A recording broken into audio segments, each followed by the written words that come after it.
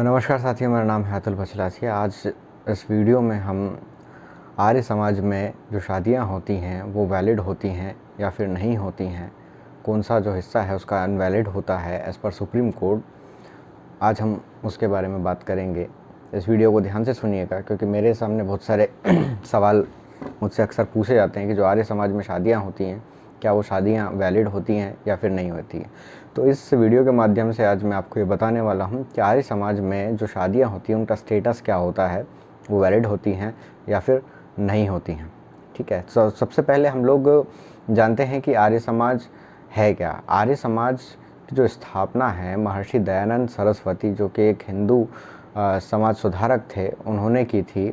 इसकी जो स्थापना है 1875 10 अप्रैल 1875 में मुंबई में इसकी शुरुआत महर्षि दयानंद सरस्वती के द्वारा की गई थी।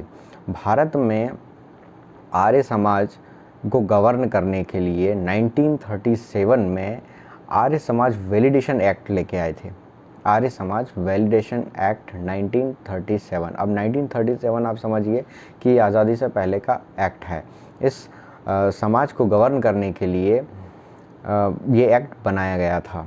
ठीक है, अब हम बात करेंगे कि और जो आर्य समाज में शादियां होती थी उस एक्ट के थ्रू ही होती थी। ये एक्ट ही इसको इंडिपेंडेंस ही देता था कि वो लोगों की शादियां करवाए।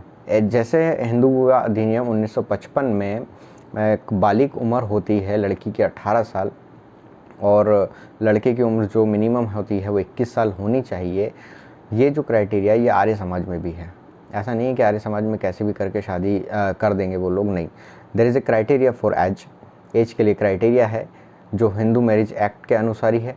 जैसे कि लड़की के लिए कम से कम 18 साल और लड़के के लिए कम से कम 21 साल की एज होना ज़रूरी है। दूसरी बात यह है कि आर्य समाज में हिंदू धर्म के लोगों की ही शादी की जा सकती है। ऐसा नहीं कि कोई अन्य धर्म का जो व्यक्ति है, जैसे मुस्लिम हो गया, ईसाई हो गया या फिर अन्य किसी धर्म का व्यक्ति हो गया, वो जाकर आर्य समाज में शादी कर सकता है। ठीक है, तो आर्य समाज में जाकर जो है वो हिंदू धर्म के लोग ही उसमें जाकर उनके मंदिरों में जाकर शादियाँ कर सकते हैं। ठीक है, अब आर्य समाज में शादी करने के बाद होता क्या है कि आर्य समाज सर्टिफिकेट प्रोवाइड करता है, एक प्रमाण पत्र देता है जिससे कि आपकी शादी वैलिडेट होती है, जिसमें लिखा होता है कि हाँ दो जो व्यक्ति हैं, एक पुरुष एक स्त्री है, इनकी शादी की गई है। तो क्या वो सर्टिफिकेट एज ए आपका विवाह प्रमाण पत्र के रूप में काम करता, मैरिज सर्टिफिकेट के रूप में काम करता? नहीं।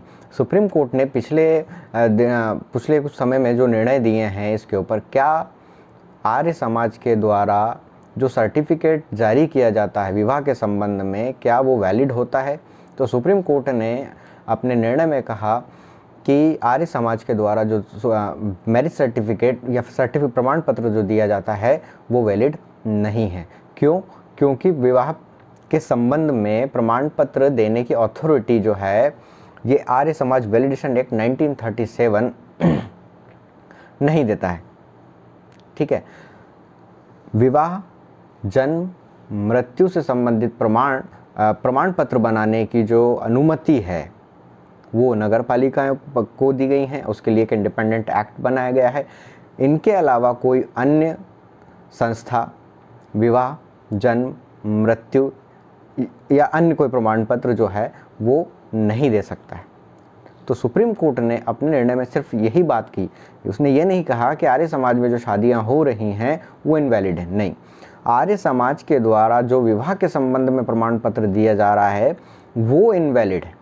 शादियां वैलिड हैं लेकिन जो प्रमाण पत्र दिया जा रहा है वो पूर्णतः इनवैलिड है, क्योंकि विवाह के संबंध में प्रमाण पत्र देने की जो अनुमति है वो नगर निगम को, नगर पंचायत को या नगर पालिकाओं के पास होती है। जिस भी क्षेत्र के अंदर विवाह संपन्न हुआ है वहाँ पर आप जाकर विवाह से संबंधित प्रमाण पत्र प्राप्त कर सकते हैं।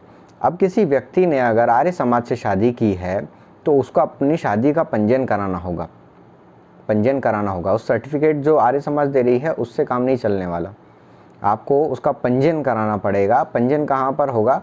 जिस भी नगर पालिका क्षेत्र में, नगर निगम क्षेत्र में, नगर पंचायत क्षेत्र में जो आर्य समाज का मंदिर होता है वहाँ से आपने जो शादी की है उस क्षेत्र में जाकर उस संबंधित जो नगर पालिका है वहाँ से आपको संपर्क करना होगा और वहीं से आपका मैरिज सर्टिफिकेट बनेगा। आप ये मत समझ के चलिएगा कि जो आर्य समाज ने हमें प्रमाण पत्र विवाह के संबंध में दे दिया है वो ऐसे मैरिज सर्टिफिकेट आपका काम करने वाला है, तो वो नहीं करने वाला।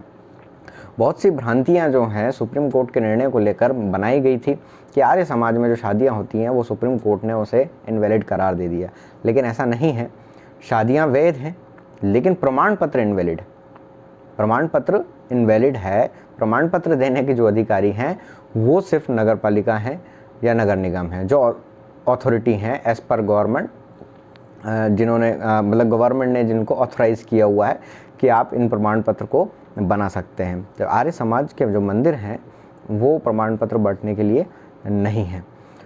साथियों, अब बात आती है शादी हो गई, अगर शादी में कोई डिस्प्यूट हो जाता है तो इनका जो डाइवोर्स है वो कैसे होना है, क्योंकि इनकी शादी जो है वो आर्य समाज की परंपराओं के अनुसार हुई है। चूँकि आर्य समाज भी हिंदू समाज में ही आता है तो हिंदी रीति रिवाज के अनुसार इनकी शादी हुई है, प्रमाण पत्र इनको मिल चुका है, और इन्होंने शादी का वैलिडेशन भी करवा लिया है, मैरिज सर्टिफिकेट भी इनका बन गया है। लेकिन अगर शादी में किसी प्रकार का कोई डिस्प्यूट होता है तब ये कहाँ जाएंगे और इनका डाइवोर्स कैसे होने वाला है? तो इनका जो डाइवोर्स की प्रोसीजर है वो as per Hindu marriage act 1955 के अनुसार ही होनी है। इसके लिए कोई अलग से प्रोसीजर नहीं है क्योंकि वो हिंदू समाज के अंदर ही इंक्लूडेड होता है।